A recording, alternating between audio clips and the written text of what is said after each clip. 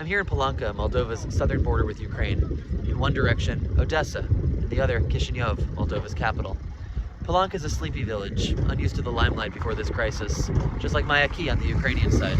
Of course, it's now a major crossing point for refugees looking to leave Ukraine for the safety of Moldova and other destinations in Europe and beyond. It's also central to JDC's refugee response. Each morning at the train station in Odessa, folks board buses that JDC has organized that are going to transport them to Chisinau to safety.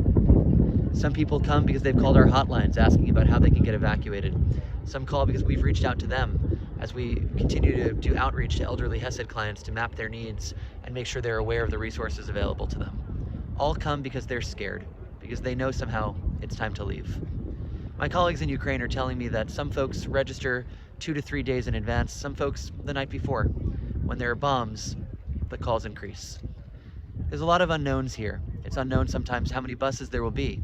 Right now there are 2 buses today on March 23rd, 2022, mostly refugees from Odessa and Mykolaiv further inland on Ukraine's Black Sea coast. But in the early days of the war, sometimes as many as 12 buses. Another unknown is how long it might take. Driving, you could get to Odessa from here in a little over an hour. Sometimes during the course of this crisis, that has taken 20 hours.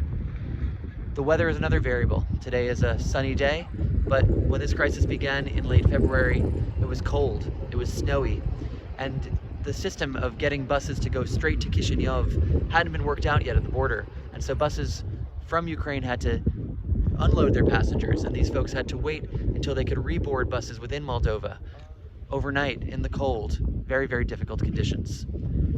I know where I'm headed tomorrow.